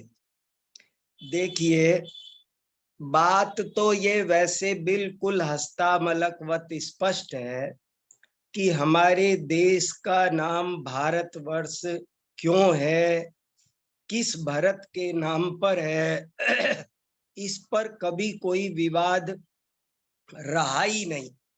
इतना ज्यादा स्पष्ट रहा है, बहन प्रभा किरण जी की पुस्तक तो आज आई है, लेकिन इससे पहले भी हमारे भारतीय वाङ्मय में सारे ऋषि मुनि लेखकों का, विद्वानों का ये एक मत रहा है, चाहे वो 18 पुराण हो, चाहे वो जैन ग्रंथ हो, चाहे कोई हिंदी साहित्य के सूर सागर में सूरदास जी ने लिखा कि ऋषभ देव के पुत्र भरत के नाम पर हमारे देश का नाम भारतवर्ष पड़ा, और कई किताबें अभी समय समय पर आई। एक पुस्तक भारतीय ज्ञानपीठ से निकली, भारत और भारत। एक पुस्तक ज्ञानमती माता जी ने निकाली, भारत का भारत। इसी तरह और भी कई काम हुए। विद्यासागर महाराज जैन जगत के बहुत मूर्धन्य शिरोमणि हैं, उनका एक ही नारा है, प्रधानमंत्री राष्ट्रपति जाते हैं तो वे पूछते हैं कि महाराज जी आपका क्या आदेश, तो वो एक ही वाक्य सारे नेताओं को बोलते हैं कि हमारे देश को इंडिया मत कहो, भारत कहो, इंडिया भी मत कहना कभी। वो एक ही बात। मैं आपको ये एहसास कराना चाहता हूं कि ये बात छोटी सी नहीं है, नामकरण की बात साधारण बात नहीं है, बल्कि नामकरण के बारे में शंका करना, गलत बात सोचना, कहना, वो भारतीय संस्कृति की मूल आत्मा पर प्रहार करना है, आत्महत्या करना है। ये बहुत खतरनाक काम है। अभी आप इसका इफेक्ट नहीं समझेंगे, इसका इफेक्ट तब समझेंगे जब ये गलती हो जाएगी। आजकल लोगों को नामकरण बदलने का बहुत भूत सवार है, नाम बदलो, नाम बदलो, और पता नहीं कब कौन आदमी पागलपन में ये हरकत कर बैठे कि हमारे देश का नाम बदल दो, कुछ और कर दो, या कुछ और वजह से भारत मान लो। आपको क्या बताऊं, मैंने भी एक पुस्तक ये लिखी है, भारतीय दर्शन में आत्मा एवं परमात्मा। इसमें मैंने 20-25 पृष्ठ इस बात पर प्रमाण संकलित किए हैं। मैं आपको सिर्फ नाम बोलता हूं, कितने ग्रंथों में भरत, ऋषभ देव के पुत्र भरत के नाम पर भारत लिखा है, मूल में, संस्कृत में, प्राकृत में। वो ग्रंथों के सिर्फ नाम सुनिए आप। अग्नि पुराण, भागवत पुराण, मार्कंडेय पुराण। मैं आपको श्लोक नंबर, संदर्भ, श्लोक सब मेरे पास में लिखे, सब सुना सकता हूं, समय की कमी है बस, और कोई बात नहीं। मैं 1-2 घंटे बोल सकता हूं शांति से, मेरा ये बहुचिंतित विषय है और बहुत सारी बातें मैं बहन से करता रहता हूँ, प्रभा किरण जी से, और मेरे हृदय की बात आज मैं शांति से कहना चाहता हूँ। ब्रह्मांड पुराण, स्कंद पुराण, लिंग पुराण, मंजर भाईजान देखो आप तो इतिहास के प्रोफेसर हो भैया, वायु पुराण, नारद पुराण, शिव पुराण, वराह पुराण, कूर्म पुराण, सूर सागर का भी मैंने उल्लेख किया ही। देखो साफ साफ लिखा है सूरदास जी ने, ऋषभ देव जब वन को गए, नव सुत नौ खंड नृप भये, भरत सो भरत खंड को राव, करे सदाई धर्म और न्याय। ऋषभ देव के पुत्र भरत को राज्य मिला, तब से हमारे देश का नाम भारतवर्ष पड़ा। एक वसुदेव हिंदी है, बहुत महत्वपूर्ण ग्रंथ, प्राकृत भाषा में है। एक तत्वार्थ राजवार्तिक है आचार्य अकलंक देव का, एक आचार्य जिनसेन का महापुराण है, एक आचार्य सोमदेव का पुरुदेव चंपू है। और ये तो आप जानते ही हैं कि सम्राट खारवेल ने आज से 2200 साल पहले भुवनेश्वर के पास हाथी गुफा में एक शिलालेख लिखा है, और उस शिलालेख की 10वीं पंक्ति में हमारे देश का नाम आया है भारतवर्ष। देखो ये बड़ा रोचक प्रकरण है कि जब हमारा देश स्वतंत्र हुआ और संविधान लिखा जाने लगा, तब संविधान सभा की जो प्रथम बैठक हुई उसमें संविधान लिखते समय पहली लाइन लिखी जा रही थी कि हमारे देश का नाम ... रहेगा। अब इस ... पर विवाद हो गया। समिति का कोई सदस्य कह रहा था कि इस ... में आर्यावर्त लिख दिया जाए, कोई कहता था हिंदुस्तान लिख दिया जाए, कोई कहता था इंडिया लिख दिया जाए। क्या लिखा जाए ये निर्णय नहीं हो रहा था। आखिरकार पंडित जवाहरलाल नेहरू ने कहा कि देखो भाई, हमको अप्रामाणिक काम नहीं करना चाहिए और इसका प्रमाण खोजो कि हमारे देश का क्या सही नाम है, और यदि कहीं कोई शिलालेख मिल जाए तो बहुत अच्छा रहे। तो अजमेर में पंडित गौरी शंकर हीराचंद ओझा थे, शिलालेख के बहुत बड़े विद्वान। उन्होंने कहा कि खारवेल का शिलालेख देखो। और फिर उस शिलालेख को देखने के लिए नेहरू जी प्रथम प्रधानमंत्री और डॉक्टर राजेंद्र प्रसाद प्रथम राष्ट्रपति, और अपने साथ जब वो दो ही चले गए तो वहां के राज्यपाल विश्वंभरनाथ जी और को क्या नाम कैलाश नाथ काटजू और कौन कौन थे, राजगोपालाचार्य जी, 5, 7, 10 लोग और थे, और सब ने उस शिलालेख का विजिट किया। और विजिट करके उसमें उनको जब ये नाम मिल गया भारतवर्ष, तो उन्होंने कहा कि बस अब विचार करने की कोई जरूरत नहीं है, और उन्होंने वहां से लौटकर हमारे संविधान का पहला वाक्य लिख दिया कि हमारे देश का नाम भारतवर्ष रहेगा। तो ये नाम रखा गया। और बहुत सारी बातें हैं। आज एक बहुत अच्छा प्रकरण आपने जोड़ा है, आदर्श राजनीति। मैं कहना चाहता हूं अपनी इस भारतनामा पुस्तक में बहुत अच्छे अच्छे लेख सभी विद्वानों के आए हैं। यदि 2-3 लेख आदर्श राजनीति क्या हो इस पर भी आ जाते तो और भी आनंद आ जाता। देखो क्या है कि भारत की राजनीति भी बहुत जबरदस्त थी, उस पर बहुत काम हुआ है। अभी अभी डॉक्टर हुकमचंद भारिल मेरे गुरुजी, उन्होंने एक पुस्तक लिखी है, गजब की पुस्तक है। मैं आप सबसे निवेदन करना चाहता हूं, एक पुस्तक लिखी गई है, एक महाकाव्य लिखा गया है, भारत का अंतर्द्वंद। और वो पुस्तक आपको पढ़ना चाहिए कि आदर्श राजनीति क्या हो। भारत की राजनीति आज के जमाने में हमको बहुत प्रेरणा दे सकती है। एक तो युद्ध के का वातावरण है बहुत ज्यादा, कब क्या हो जाएगा आपको पता है।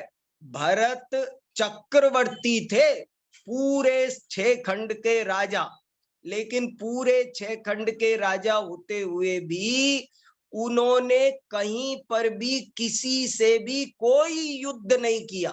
उनकी इतनी बड़ी दिग्विजय में कहीं पर ऐसा लिखा है 100 बार, कहीं एक बूंद खून की नहीं गिरी किसी की, एक बूंद खून की। कैसे पूरे भारत को उन्होंने अखंडित किया होगा। देखो, खासकर राजा बनने वाले लोग या दूसरे लोग भी राजा बनकर ऐसा समझते हैं कि जैसे मैं बड़ा बन गया और दूसरों पर शासन करना ही मेरा हक है, दूसरों को दबाना ही मेरा, और सब छोटे और मैं बड़ा। ये भारत की राजनीति नहीं है, आदर्श राजनीति ये नहीं है। भारत का राजा अपने आप को सबसे छोटा समझता है। भारत का राजा प्रजा का सेवक समझता है अपने को। वो प्रजा को दुख देने के लिए नहीं होता, वो प्रजा की सेवा करने के लिए होता है, प्रजा को सुख देने के लिए होता है। भरत जी के बारे में एक बहुत अच्छा भजन प्रसिद्ध है, आचार्य विद्यानंद जी बहुत गाते गवाते हैं। भरत जी घर ही में वैरागी, जो जल बीच कमल अंतपुर नाई भये वैरागी। भरत चक्रवर्ती की जो पॉलिसीज हैं, जो उनके शासन की पद्धति है, वो निराली है। वो ऐसे रहते हैं जैसे पानी में कमल रहता हो। उनको कहीं किसी से कोई राग द्वेष नहीं होता। जैसे पानी कीचड़ में जैसे कमल रहता है, ऐसे भरत चक्रवर्ती रहते थे। तो इसलिए मैं आपको ये कहना चाहता हूं कि थोड़ा सा इस बात को सीरियसली लिया जाए।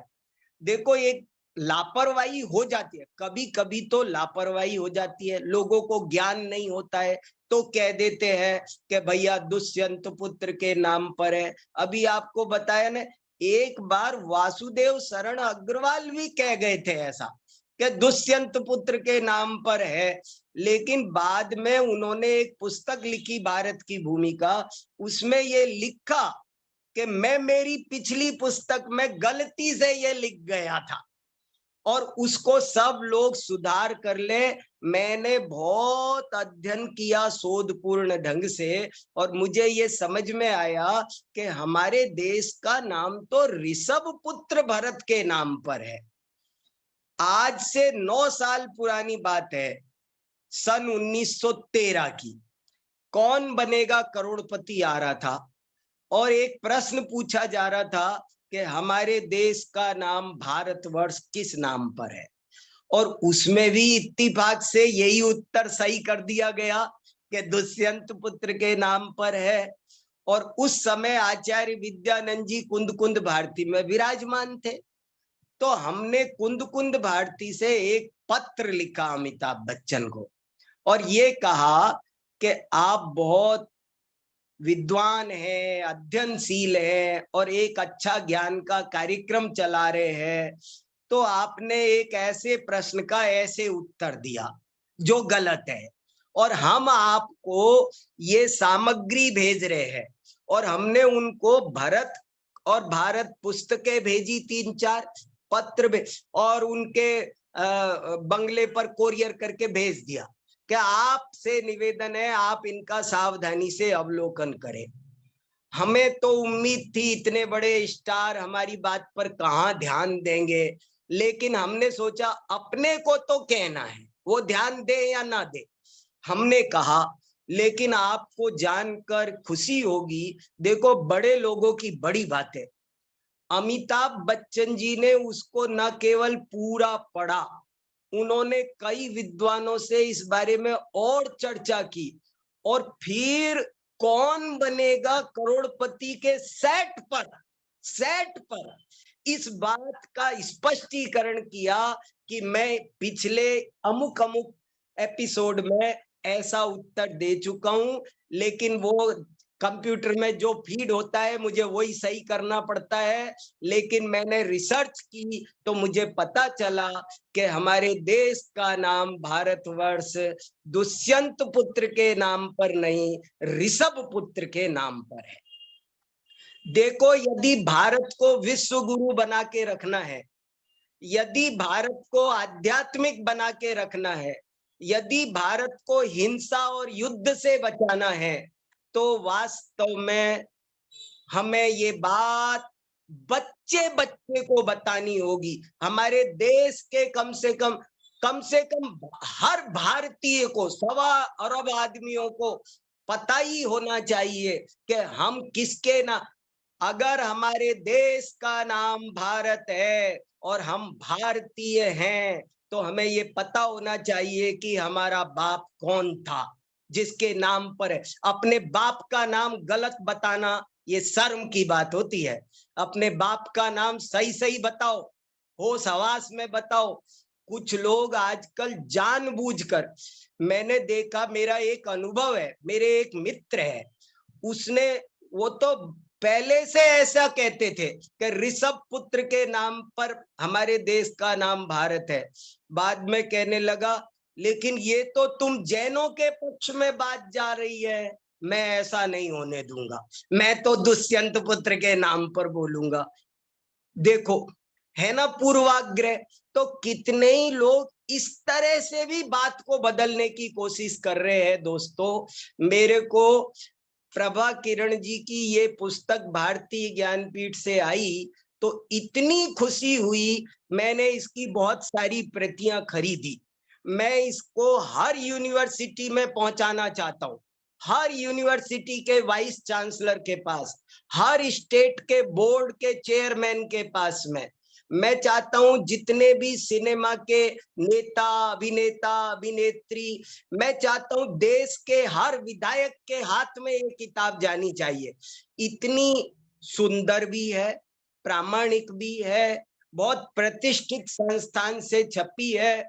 और आज के बाद हमारे देश का कोई व्यक्ति ये गलती करने की गुस्ताखी ना करे कि भारत का नाम किसके नाम पर है। इस बारे में किसी को गलत फहमी नहीं होना चाहिए। मैं चाहता हूं भारतीय संविधान में सजा का प्रावधान हो जाना चाहिए कि जो भारत के नामकरण को गलत बताएगा उसे सजा दी जाएगी। भारत के संविधान में ये स्पष्ट हो जाना चाहिए। जब ये बात इतनी साफ है तो क्यों लोगों को भ्रम हो रहा है, क्यों जानबूझकर गलत बात की जा रही है। तो इसलिए भारत की संस्कृति बहुत महत्वपूर्ण है, इसको आध्यात्मिक है, अहिंसक है, और मतभेदों के बाद भी मनभेद नहीं रखने की हमारी संस्कृति है। हम विरोधों को कुचला नहीं करते हैं, हमारे यहाँ संवाद चलते हैं। दिल मिले या ना मिले, हाथ तो मिलाना चाहिए, बात बने या ना बने, बात तो चलाना चाहिए। हम विवाद वाले व्यक्ति नहीं है, हम संवाद वाले व्यक्ति हैं। हम चारवाक को भी शांति से सुनते हैं और भारतीय दर्शनों में उसको जगह देते हैं। हम उसकी बात को उस बात को सिरे से नहीं नकारते हैं, बल्कि उसे विचाराधीन समझकर उस पर शांति से विचार करते हैं। हम तर्क से बात करते हैं, हम युक्ति से बात करते हैं। तो मैं बहुत क्या कहूं, मुझे बहुत प्रसन्नता है इस पुस्तक को देख करके, और मेरी ये हार्दिक अभिलाषा है कि ये पुस्तक प्रत्येक भारतीय पढ़े, जाने, और ये बात अब बिल्कुल स्पष्ट हो जानी चाहिए सब तक। कोई पाठ्य पुस्तक में कैसे गलत आ जाएगा? छोटी छोटी बातों को आज जरा सा कोई व्यक्ति विचार भेद व्यक्त करता है तो हम राष्ट्रद्रोह कह देते हैं, और भारत का नाम गलत बताए, मैं कहता हूं उसके लिए अपराध की व्यवस्था होनी चाहिए। तो इसलिए अच्छे से समझा जाए, और भारत की अहिंसा संस्कृति भारतीय संस्कृति को बचाना है तो मूल है उसका नाम। नाम नहीं बदला जाना चाहिए, नाम का अर्थ नहीं बदला जाना चाहिए। और इसीलिए मैं तो बाबा रामदेव से मैंने प्रसन्नता जाहिर की, उनको धन्यवाद दिया। वे अपने सारे उत्पादों पर मेड इन इंडिया नहीं लिखते हैं, मेड इन भारत लिखते हैं। इंडिया नहीं, इंडिया नाम भी दिया हुआ है हमें, हमारी गुलामी की उसमें स्मृति छुपी हुई है। भारत भरत चक्रवर्ती का नाम है, इसलिए ये एक महत्वपूर्ण विषय इस कृति के बहाने प्रकाशित हो रहा है। ये निर्विवाद हो जाए, यही मेरी मंगल भावना है। आपने मुझे धैर्य से सुना, ज्यादा देर बोला होऊंगा तो क्षमा करिएगा। बहुत बहुत धन्यवाद।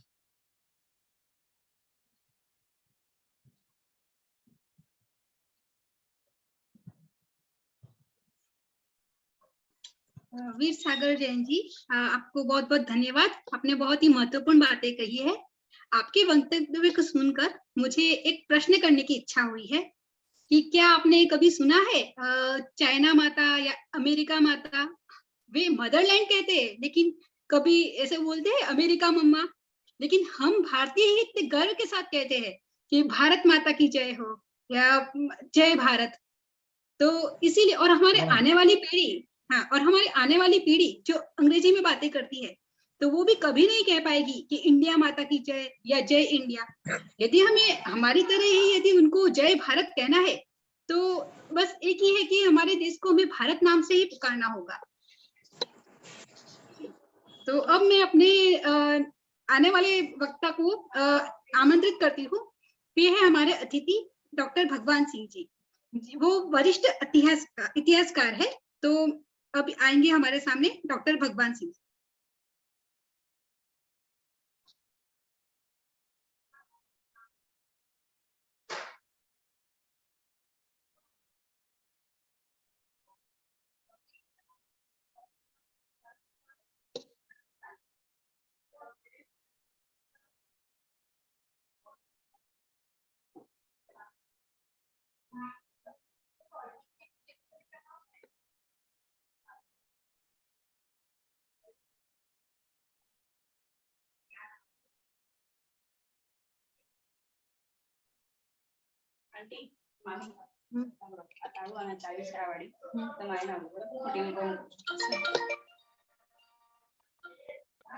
हेलो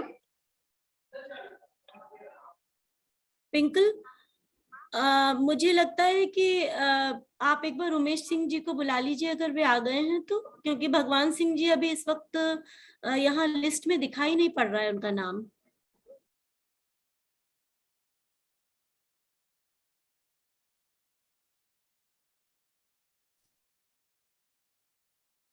एक बार उनको फोन कर लीजिएगा, पहले तो थे, उपस्थित थे पहले।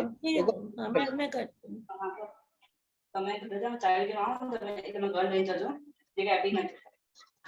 जी, मेरी आवाज आ रही है? हाँ बिल्कुल आ रही है। हाँ, तो अब हम हमारे आने वाले वक्ता डॉक्टर उमेश सिंह जी को मैं आमंत्रित करती हूँ। ये BH यूनिवर्सिटी के इतिहास विभाग के असिस्टेंट प्रोफेसर है। तो अब हम सुनेंगे डॉक्टर उमेश सिंह जी। भगवान सिंह जी को मिला।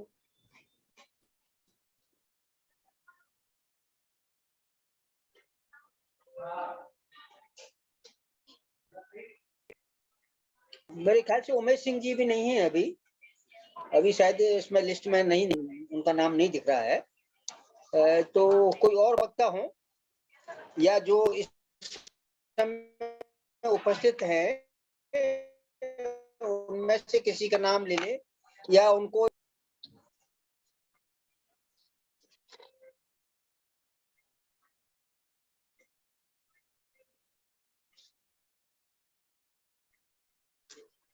हाँ पिंकल जी, इनको ना किसी और को आमंत्रित कर लें, कह दें आप कि जो भी अगर इच्छुक हो जो बोलना चाहते हैं बोल सकते हैं, ठीक है ना। आज के तो हमारे सभी वक्ता सभी अपना वक्तव्य रख चुके हैं और इनके अलावा यदि कोई हमारे शैलेंद्र जैन जी, मैं उनको आमंत्रित करना चाहती हूँ कि हमारे संयोजक जी है इस पुस्तक के भी। और पिंकल, बीच में रोक हाँ। रही हूँ, भगवान सिंह जी जुड़ रहे हैं। ओके ओके, हाँ तो हम पहले भगवान सिंह जी को आ गए। सुनेंगे।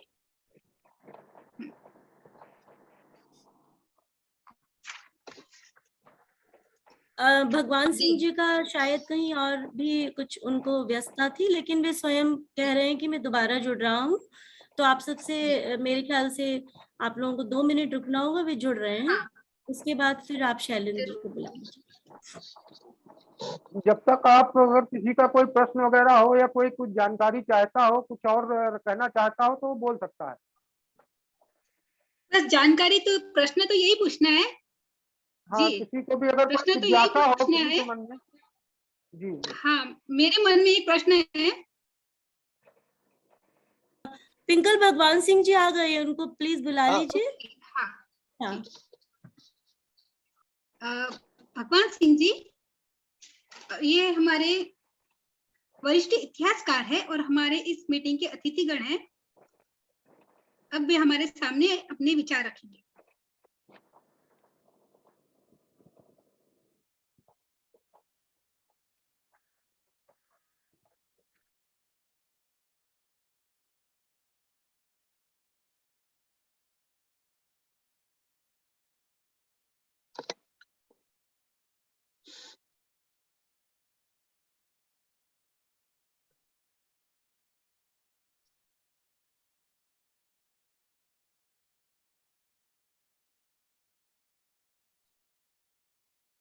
जी, ये डॉक्टर भगवान सिंह जी हमारे अतिथिगण आते हैं, उससे पहले मैं शैलेंद्र जी आपसे एक प्रश्न पूछना चाहती हूँ।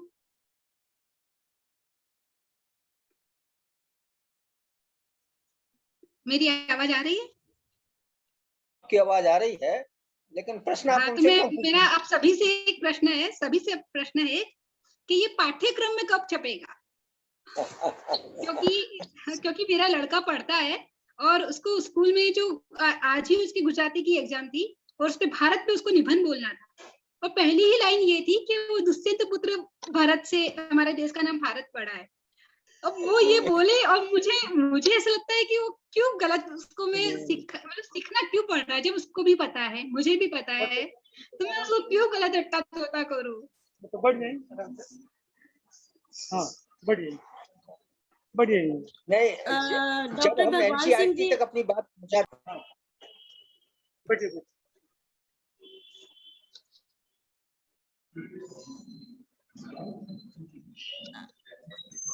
जी, हम सभी बहुत आपका इंतजार कर रहे हैं, आप आपके विचार हमारे समक्ष रखें।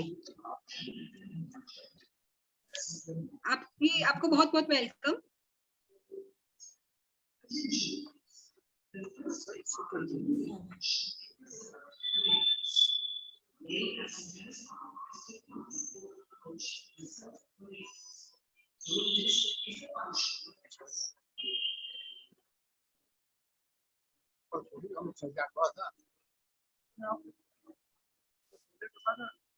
बोले सिंह साहब, बोलिएगा।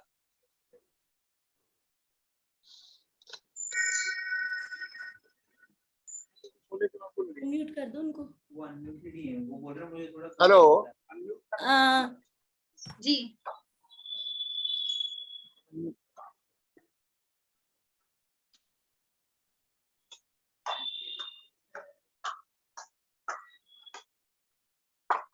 जी भगवान जी शुरू कीजिए, हम सब आपको सुनने के लिए बेकरार है।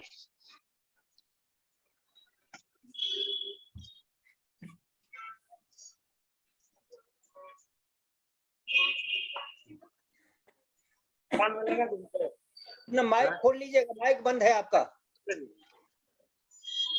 इनको फोन पे समझा दे। फोन पे नहीं, इनका चालू है, इनको सिर्फ बोलना है।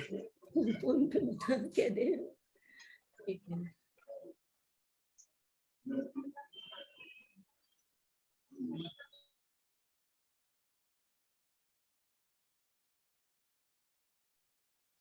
दरअसल ये है कि हमारी पीढ़ी के लोगों को ये दिक्कतें आती हैं।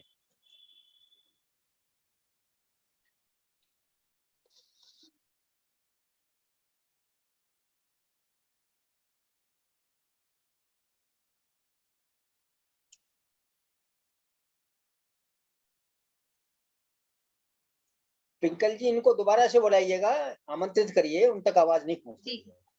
हाँ, हमारे अतिथिगण डॉक्टर भगवान सिंह जी, मैं इन्हें आमंत्रित करती हूँ कि अपने विचार कहे। ये वरिष्ठ इतिहासकार है, इसलिए हमें इतिहास संबंधी जानकारी देंगे। उनकी बात क्यों नहीं आ रही उसमें?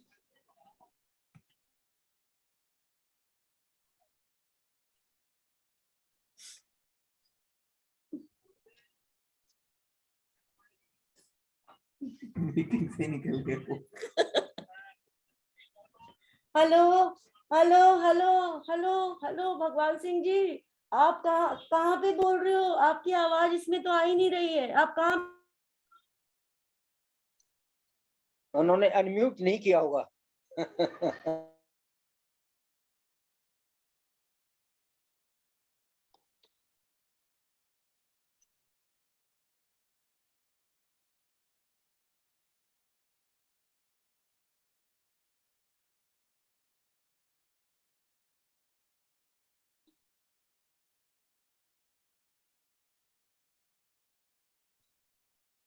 हरि सिंह पाल जी, आप इतनी देर जो है पिंकल शाह के प्रश्न का जवाब दे दीजिए, जब तब तक वो अपने को दोबारा कनेक्ट कर रहे हैं।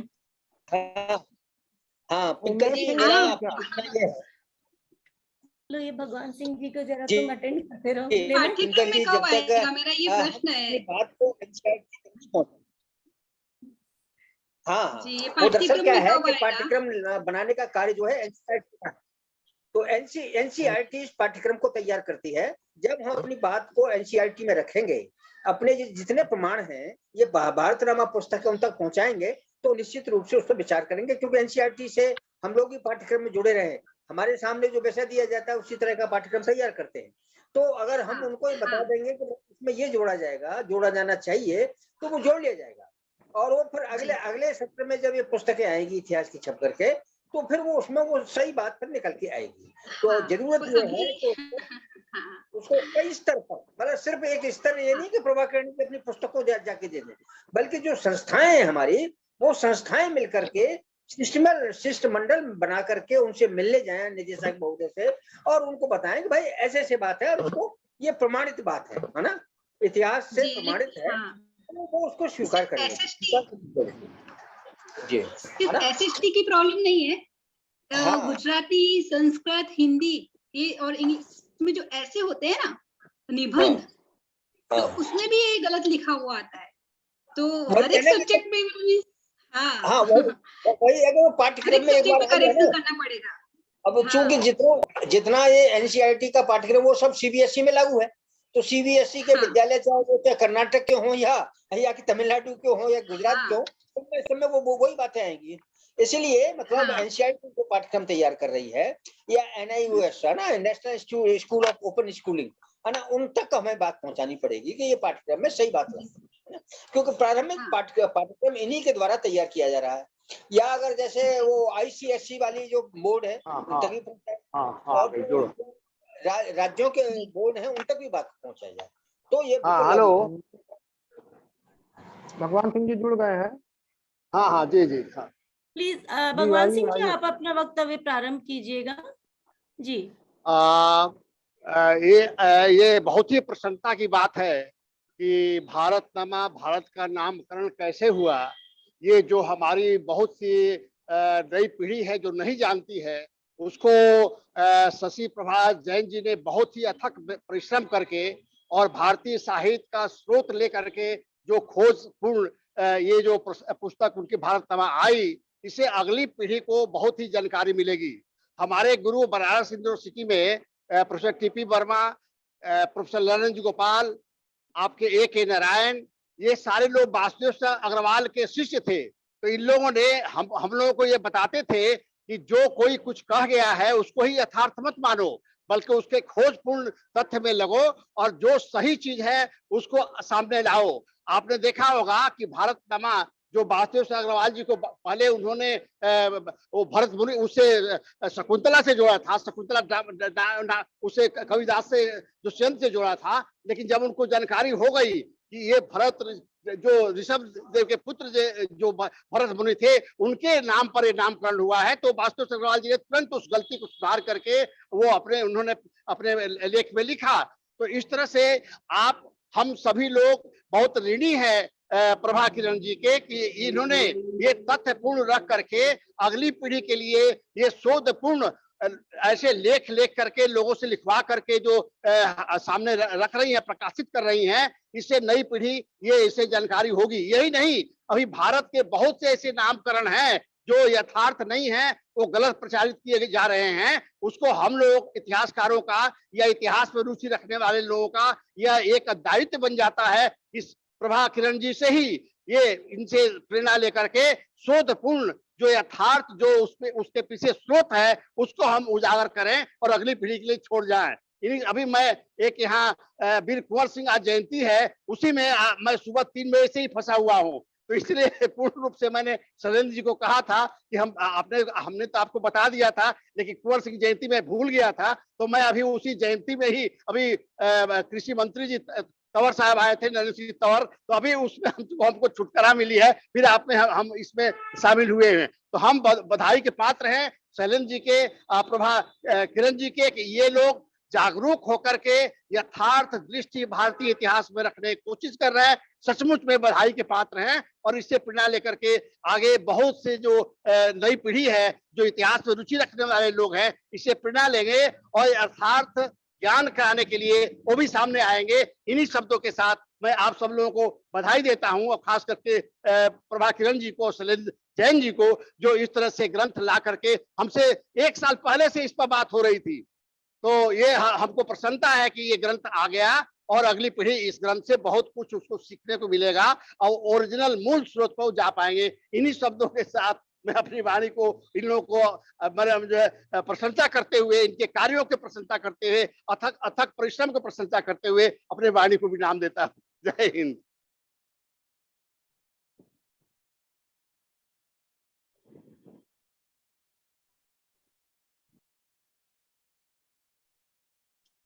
जी भगवान सिंह जी, आपने अपनी बिजी शेड्यूल में भी हमारे लिए वक्त निकाला। आवाज आ रही है?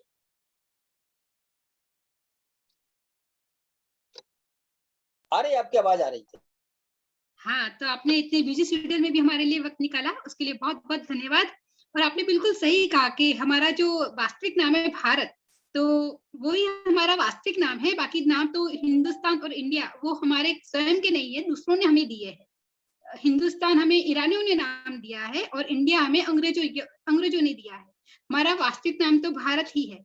तो हमें हमारे इतिहास को जानना बहुत जरूरी है, क्योंकि यदि हम हमारे इतिहास को जानते हैं तो ही हम हमारा अच्छा भविष्य बना सकते हैं। और इतिहास का ये बहुत ही मजबूत ये बहुत जरूरी विषय है कि हमें हमारे नाम का तो वास्तविकता पता ही होनी चाहिए। तो अब ये पुस्तक के जो सह संयोजक है शैलेंद्र जैन जी, मैं उन्हें आमंत्रित करती हूँ कि वे अपने 2 शब्द कहें।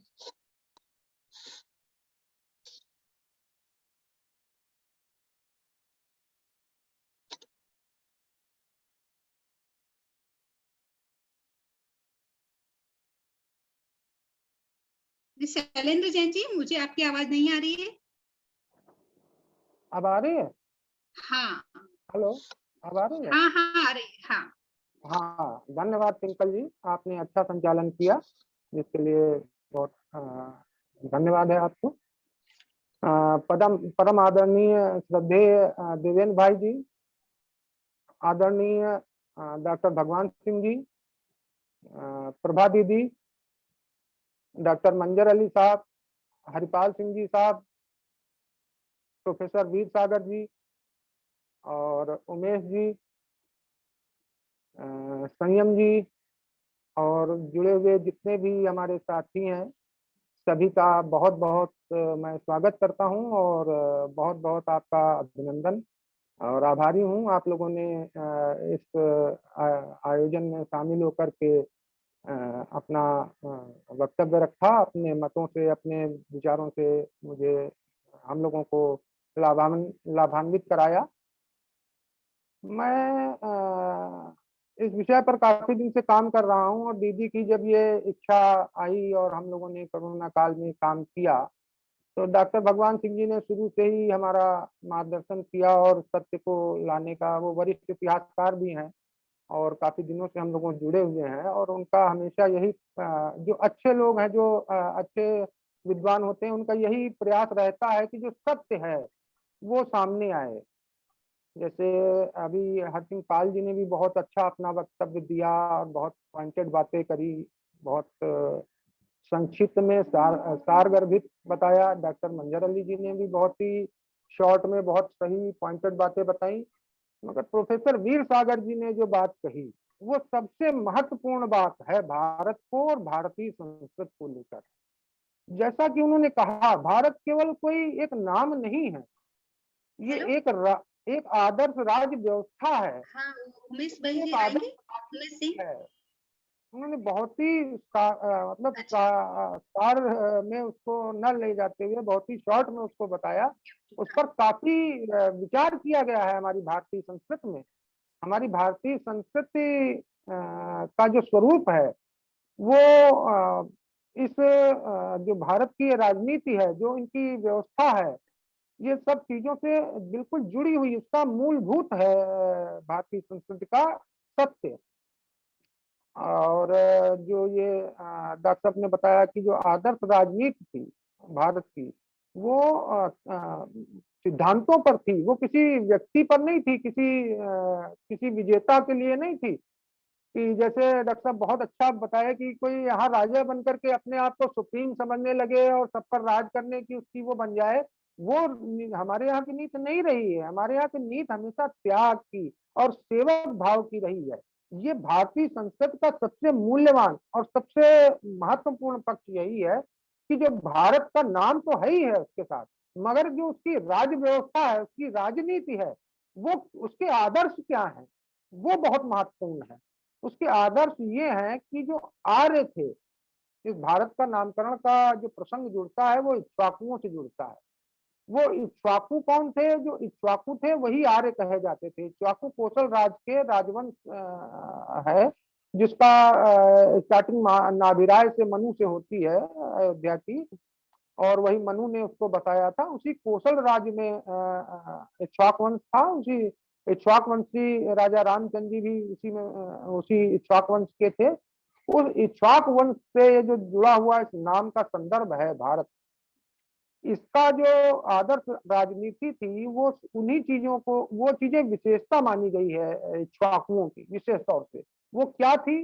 वो आर्यत्व के गुण थे। वो थे आर्यत्व के इन गुणों में, आर्यत्व की जीवन शैली इक्ष्वाकुओं से संबद्ध रही है। और इस आर्यत्व की जीवन शैली में सत्य, धर्म, दिव्य, पवित्र, पूर्ण, तेज, यशस्विता आदि वे सभी गुण धर्म लक्षण आते हैं जो धर्म में परिगणित हैं, जो इक्ष्वाकुओं की विशेषता थी। और जो आर्य, जिसके लिए आर्य उनको कहा जाता था। आर्य शब्द श्रेष्ठता का बोधक है।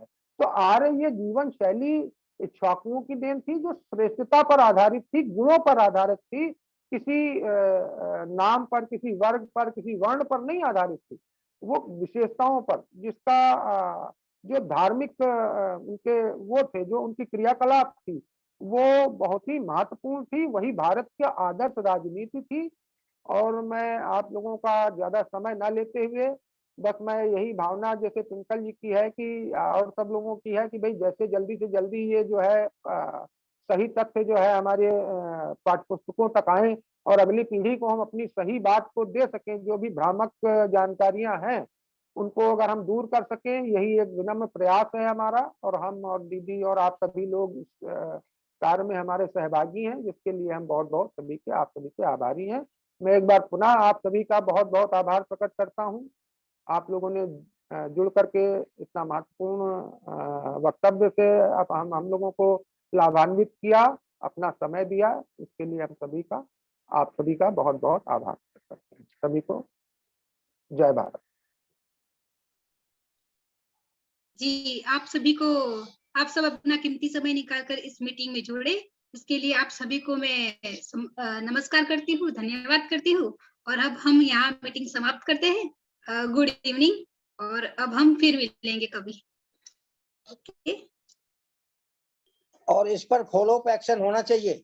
सिर्फ वेबिनार तक नहीं सीमित हो जाना चाहिए, वेबिनार कर दियो खत्म हो गया मामला। जी जी बहुत बहुत धन्यवाद हरि सिंह पाल जी, आपका जो मंतव्य है और आपकी जो इच्छा है, मुझे पूरी आशा है कि आपके सहयोग से और ब्रह्मचारी भाई देवेंद्र जी के सहयोग से, भगवान सिंह जी के सहयोग से और उमेश जी, पिंकल शाह, शैलेंद्र जैन और संयम जैन तो मेरे साथी समझिए कि परिवार का हिस्सा ही है, और आप सभी के सहयोग से मुझे लगता है कि हम इस बात को अवश्य आगे बढ़ा पाएंगे। और जैसा कि आपने बताया है उसी तरह से मार्गदर्शन लेते हुए हम इसको और आगे बढ़ाएंगे, और जो पिंकल ने इच्छा व्यक्त की है बहुत जल्दी ही उस तरफ अग्रसर होने की पूरी कोशिश करेंगे। आप सब ने जी, इतना हाँ। सहयोग दिया है, इस सब के लिए आपका बहुत बहुत आभार। एक बात हाँ मेरे कजिन ब्रदर है, वो पॉलिटिशियन है ऐसे गुजरात में, तो हमारी बात हुई है, 2-3 दिन में हम यहाँ पे गुजरात के शिक्षण मंत्री से मिलने वाले हैं, उन्हें ये बहुत पुस्तक खुशी की बात है कि इतना आप सब लोग इस बात को इतनी जागरूक तरीके से और सत्य की प्रतिष्ठा के लिए इतना अपना समय दे रहे हो, इसकी मुझे बहुत खुशी है। और मुझे लगता है कि आप सब लोगों के सहयोग से यह बात प्रतिष्ठित होगी। सत्य ढप भले जाए मुझे लगता है, पर वो कभी भी खत्म नहीं होता, उसका स्फुरण जो है वो स्वतः होता है। और जब उसपे ऐसी इतनी अधिक स्नेह की और आप जो अपनेपन की और कहना चाहिए विचारशीलता की बूंदें पड़ती हैं, तो वो अंकुरण जो है वो फलित भी होगा, पुष्पित भी होगा, पल्लवित भी होगा, ऐसी मुझे पूरी आशा है। बहुत बहुत धन्यवाद, पुनः अवश्य मिलेंगे, मिलते रहेंगे। बहुत धन्यवाद। धन्यवाद।